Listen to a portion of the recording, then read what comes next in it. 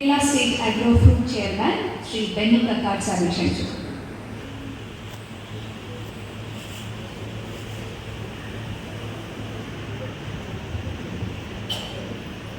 ഏറെ ബഹുമാനായിട്ടുള്ള വേദിയിലുള്ള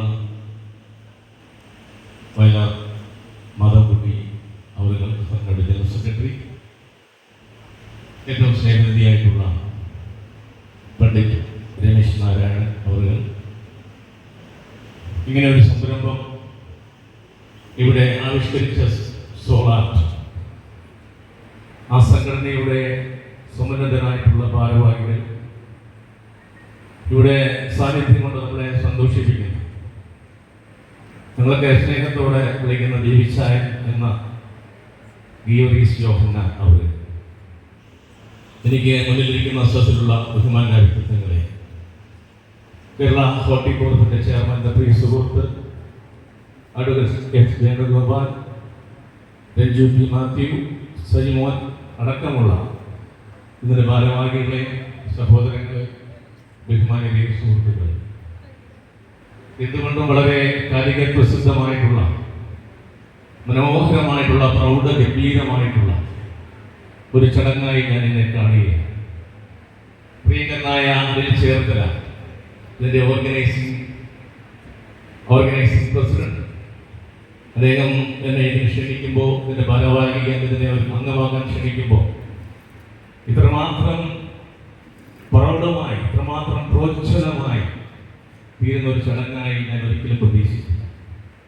ഇവിടെ വന്നപ്പോൾ ഞാൻ കാണാൻ ആഗ്രഹിച്ച പ്രിയങ്കനായ ദേവിച്ചായ ഞങ്ങളുടെ ഗിയോറീസ് യോഹന്നാൻ, ഡോക്ടർ ഗിയോറീസ് യോഹന്നാൻ അവറുകളും അദ്ദേഹത്തിൻ്റെ സഹോദരങ്ങളും, ഞങ്ങളൊക്കെ ഡിസ്റ്റന്റ് റിലേറ്റീവ് ആണെങ്കിൽ പോലും വളരെ അഭിമാനത്തോടുകൂടി അദ്ദേഹത്തിന് കർമ്മശ്രേഷ്ഠ പുരസ്കാരം കൊടുത്തപ്പോൾ സത്യത്തിൽ എനിക്ക് സന്തോഷം കൊണ്ട് കണ്ണു നിറയുകയാണ്. കേരളത്തിലെ അങ്ങോളം ഇങ്ങോളം 23 ഇൻസ്റ്റിറ്റ്യൂഷൻസിന് തുടക്കം കുറിക്കുവാനും അത് അചഞ്ചലമായി നല്ലൊരു പ്രയാണത്തിലൂടെ കേരളത്തിൻ്റെ വിദ്യാഭ്യാസ രംഗത്തിന്, ഇന്ത്യൻ വിദ്യാഭ്യാസ രംഗത്തിന് മുന്നേറ്റം കൊണ്ടുപോകാൻ കഴിയുന്ന ഒരു വ്യക്തിത്വമായി എനിക്ക് പരിചയമുള്ള എൻ്റെ ബന്ധുവായി തീർന്ന ഒരു വ്യക്തിത്വം മാറിയപ്പോൾ അക്ഷരാർത്ഥത്തിൽ ഈ ചടങ്ങിനോടൊപ്പം തന്നെ സന്തോഷം കൊണ്ട് തുടിച്ചാടുകയായി. ഈ MGM ഓഡിറ്റോറിയത്തിൽ നിറഞ്ഞു കവിഞ്ഞ സദസ്സ് നിൽക്കുമ്പോൾ സോളാർട്ട് എന്താണ് ഉദ്ദേശിക്കുന്നത് അത് ഞാൻ മാറി നിന്ന് വീക്ഷിക്കുകയായിരുന്നു. കലാകാരന്മാർ നമ്മുടെ രാജ്യത്തിൻ്റെയും നാടിൻ്റെയും അഭിമാനമാണ്.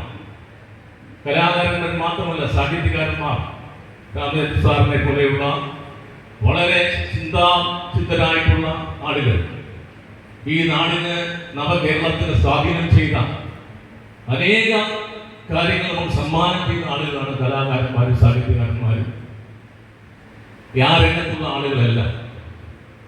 അപ്പോൾ ഈ ഒരു ചടങ്ങില് ആശംസ പറയുമ്പോൾ ഹൃദയത്തിൻ്റെ അന്തരാത്മാവിൽ ഏറ്റവും കൂടുതൽ സന്തോഷിക്കുന്ന ഒരു വ്യക്തിത്വം നിലയിൽ ഉത്തരോത്തരം ഇതിൻ്റെ പ്രവർത്തനങ്ങൾ വ്യാപിപ്പിച്ചുകൊണ്ട് അംഗങ്ങളെ കൂടുതൽ ചേർത്തുകൊണ്ട് സോളാർട്ടിന് പുതിയ രൂപവും ഭാവവും നൽകിക്കൊണ്ട് തന്നെയാണ് മുന്നോട്ട് പോകുന്നത്.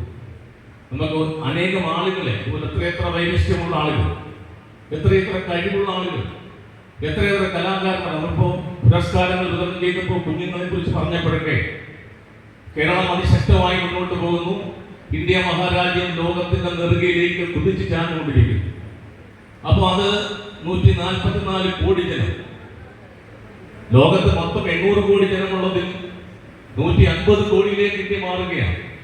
അപ്പൊ ഇന്ത്യക്കാരില്ലാത്ത ഒരു രാജ്യം, ഒരു ലോകം നമുക്ക് ദർശിക്കാൻ കഴിയില്ല വരുന്ന കാലഘട്ടങ്ങളിൽ. അപ്പോൾ മത്സരത്തോടു കൂടിയുള്ള പോരാട്ടത്തിന്, മത്സരത്തോടുള്ള വിദ്യാഭ്യാസ രംഗത്തിന്, അതിനൊക്കെ മാറ്റം ഉണ്ടാക്കുന്നതിന് വേണ്ടിയുള്ള തയ്യാറെടുപ്പ് നടത്തുന്ന പ്രിയങ്കരനായിട്ടുള്ള എല്ലാവരെയും അനുമോദിച്ചുകൊണ്ട് സോളാർട്ടിന് എല്ലാവിധമായ ഭാവങ്ങളും നേർന്നുണ്ട്. ഇവിടെ പുരസ്കാരം നേടിയ ആളുകൾ അവർക്ക് ദൈവത്തിന്റെ ആത്മാവിനും അവരുടെ ശരീരത്തിനും ശക്തി കൊടുക്കുന്ന പ്രാർത്ഥിച്ചുകൊണ്ട് ആശംസിച്ചുകൊണ്ട് വാക്ക് നൽകുന്നു. നന്ദി, നമസ്കാരം.